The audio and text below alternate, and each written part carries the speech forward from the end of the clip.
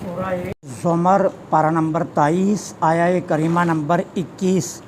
نحمدہ ونصلی ونسلم علی رسولہ الکریم، اما بعد فاعوذ باللہ من الشیطان الرجیم، بسم اللہ الرحمن الرحیم۔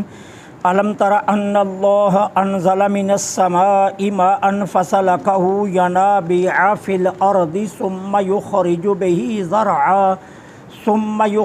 به زرعا مختلفا الوانه ثم یہیج فتراه مصفرا ثم یجعله حطاما ان فی ذلک لذکری لأولی الالباب۔ صدق اللہ العظیم۔ کیا لم نہیں تارا تو نے دیکھا ان اللہ کہ بے شک اللہ عز و جل انزل اتارتا ہے، نازل فرماتا ہے، من السماء آسمان سے، ماء پانی، فسلکہ پھر اس کو چلاتا ہے اس سے، ینابیع چشمے، فی الارض زمین میں، ثم پھر یخرج بہ اگاتا ہے اس سے، زرعا مختلفا الوانہ مختلف قسم کی فصلیں، ثم پھر یہیج فتراء مصفرا کیا تو دیکھتا ہے کہ ان میں سے کچھ پک کر زرد ہو جاتی ہیں، ثم یجعلہ حطاما اور پھر وہ ریزہ ریزہ کر دیتا ہے، ان فی ذالک بے شک اس میں لذکری نصیحت ہے، لأولی الالباب عقل والوں کے لیے۔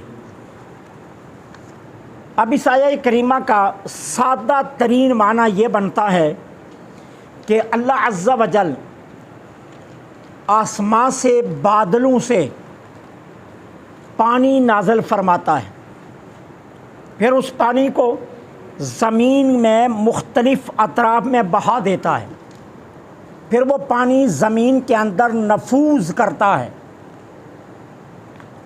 پھر کسی ایک جگہ سے زمین کو پھاڑ کر وہی پانی باہر نکل آتا ہے اور وہاں سے چشمہ جاری ہو جاتا ہے، پھر اسی چشمے کے پانی سے مختلف قسم کی فصلیں اگتی ہیں،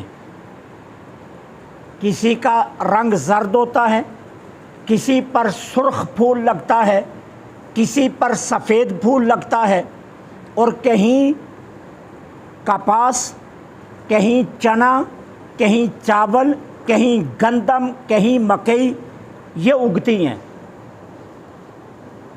اور پھر اس کے بعد یہ پک کر تیار ہوتی ہیں تو پھٹ کر ریزہ ریزہ ہو جاتی ہیں۔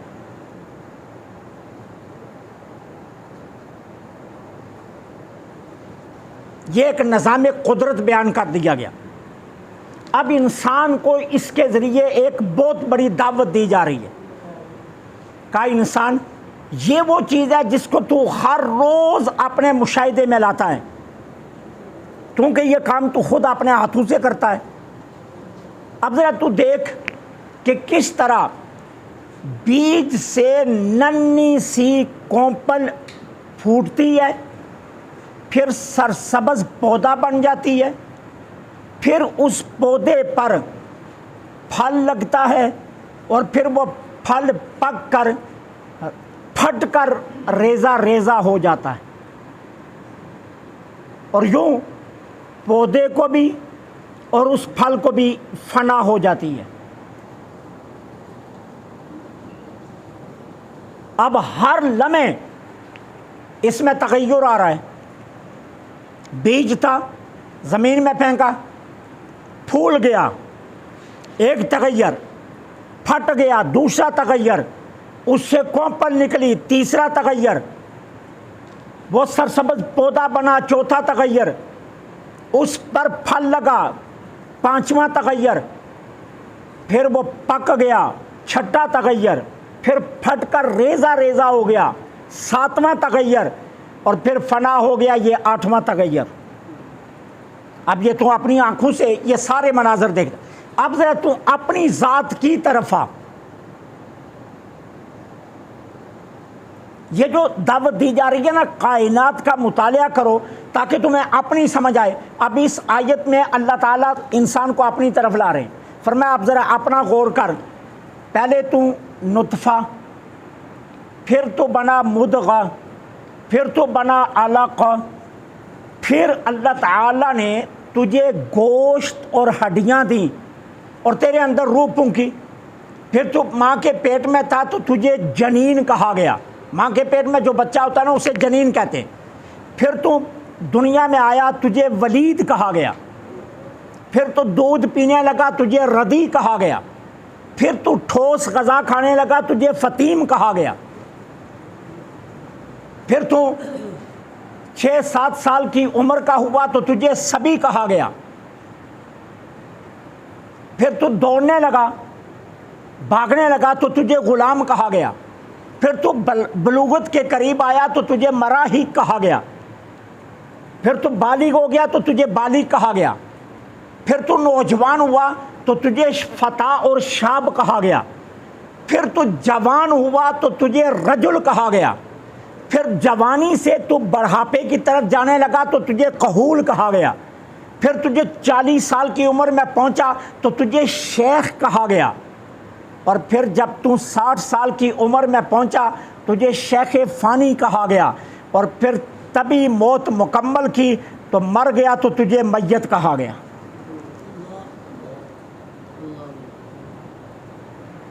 اب اتنی حالتیں تو نے بدلی ہیں، اتنے تغیرات سے تو گزر کر آیا ہے، اور آخر نتیجہ کیا نکلا؟ میت. سارے تغیرات کا نتیجہ کیا نکلا؟ میت. اب دعوت تجھے کیا دی جا رہی ہے؟ پودے کی طرح نہ بننا، فنا ہو جاؤ گے، ریزہ ریزہ ہو جاؤ گے. کہا اس ذات سے تعلق رکھ جس کو فنا نہیں ہے، تاکہ میت ہو کر بھی تجھے بقا مل جائے. یہ دعوت دی جا رہی کہ اپنا تعلق اس ذات کے ساتھ جوڑ کے جس کو فنا نہیں ہے، جس کو بقا ہے. کیوں؟ فائدہ یہ ہوگا کہ اگر تیرا تعلق حی و قیوم کے ساتھ جڑ گیا تو جس طرح وہ زندہ ہے پھر تو بھی قبر میں جا کر بھی زندہ رہے گا. تو دعوت یہ دی جا رہی ہے. اب اس دعوت کو سمجھانے کے لیے کہا کیا تو دیکھتا نہیں ہے ہم نے آسمان سے پانی نازل کیا، کس طرح ہم نے پانی کو زمین میں نفوذ دیا، پھر ایک جگہ سے زمین پھاڑ کر ہم نے اسے چشمہ بنا دیا، اور پھر چشمے سے ہم نے کس طرح طرح طرح کی فصلیں اگائی، اور پھر جب فصلیں جوان ہوتی تیری نگاہوں کے سامنے آئی، اور پھر ان پر پھل پھول لگے، اور یہ بھی تو نے منظر اپنی آنکھوں سے دیکھا، اور پھر یہ پھٹے اور ریزہ ریزہ ہو گئے، یہ تو نے اپنی آنکھوں سے دیکھا. کیا یہ تجھے ساری اس کتاب کے مطالعہ سے سبق کوئی نہیں ملا؟ پھر بلا یاد آ جاتا ہے، پھر بلا یاد آ جاتا ہے. اڑدیاں پھڑتاں کدے اپنے آپ بھی تے پڑھ کے ویکھ لے. تو دعوت یہی دی جا رہی ہے. پھر ٹھیک ہے نا، پھر یہی دعوت دے جا رہی. اسی لیے کسی دانش مند نے کہا تھا کسی کی زندگی پڑھنا بہت آسان ہے، اپنی زندگی پڑھنا بہت مشکل ہے. سوانح عمری تو لوگ پڑھتے ہیں لیکن بایوگرافی نہیں پڑھتے. اپنی زندگی کا مطالعہ کرے نا، کسی پر انگلی اٹھانے سے پہلے سوچئے یہ مجھ میں تو نہیں ہے. کسی کے بارے میں زبان کھولنے سے پہلے سوچئے کہ یہ جو عیب کسی کا اچھالنے لگا ہوں یہ میرے اندر تو نہیں ہے.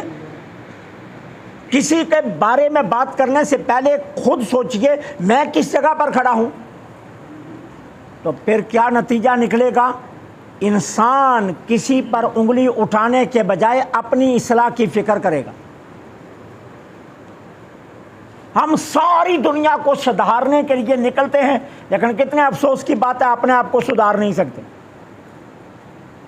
اور ٹھیکہ لے لیتے ہیں ساری دنیا کے سدھارنے کا. تو اصل ہے اپنے آپ کو سدھارنا. تو یہاں قرآن نے یہی دعوت دی ہے کہ یہ سارے مناظر کو دیکھ کر تم اپنی ذات کا مطالعہ کرو کہ تیرا سفر شروع کہاں سے ہوا، ایک قطرہ آب ناپاک سے، ایک قطرہ آب ناپاک سے، اور اختتام کہاں ہوا، میت پر۔ کتنے مناظر سے ہم تجھے گزار کر لائے، پھر اس کے بعد تیرا نام آخر میں نکلا کیا، میت۔ تو جس نام کے لیے اتنی دوڑ لگائی تھی، وہ دیکھ وہ نام ایسا رکھا گیا کہ اپنے ہی بچے ہاتھ نہیں لگاتے، جی میت ہے، اپنے ہی گھر والے ڈرتے ہیں۔ میرے پاس بے شمار لوگ ایسے آتے ہیں، ہم نے صحن میں ابا کو غسل دیا تھا، اب اس جگہ سے ڈر لگتا ہے جہاں ابا کو غسل دیا تھا، اب بتائیے وہاں کوئی اگربتی لگائیں، وہاں کوئی چراغ لگائیں، وہاں کوئی پڑھائی کریں، کیا کریں؟ تو میں نے کہا ساری عمر ابا گلی میں نہاتا رہا ہے جو اب تمہیں وہاں سے ڈر لگ رہا ہے، ساری عمر بھی تو وہی ابا یہیں نہاتا رہا ہے نا، اور اب ڈر لگنا شروع ہو گیا ہے۔ تو یہ ہمارے لیے درس عبرت ہے، یہ سبق ہے ہمارے لیے کہ ہم سمجھیں کہ ہمیں کیا کرنا ہے اور کیا کر رہے ہیں۔ تو اس لیے اللہ تعالیٰ نے یہ آیا دعوت فکر دیا کہ اس پر غور کرو، کتنے تغیرات سے بدل کر تم کہاں پہنچے ہو۔ فنا کی ذات میں نہ جاؤ، بقا والے سے اپنا تعلق استوار کرو تاکہ اللہ تمہیں مرنے کے بعد بھی بقا عطا فرمائے، اور لوگ تمہیں میت نہ کہیں، لوگ تمہارے میت کو بھی کاندا دینا اپنے لیے فخر سمجھے۔ دیکھا نہیں، اللہ والے جب مرتے ہیں تو ان کی چارپائیوں سے بانس باندھے جاتے ہیں، اور لوگ بانس کو بھی ہاتھ لگانا اپنی سعادت سمجھتے ہیں، کیوں؟ وہ سمجھتے ہیں کہ یہ چارپائی پر لیٹا ہوا آج بھی جانتا ہے کہ کون اسے سہارا دے رہا ہے، انہیں معلوم ہوتا ہے نا، تو اس لیے وہ ہاتھ لگانا بھی اپنی سعادت سمجھتے ہیں۔ تو اس ذات کے ساتھ اپنا تعلق جوڑو۔ اللہ سے دعا ہے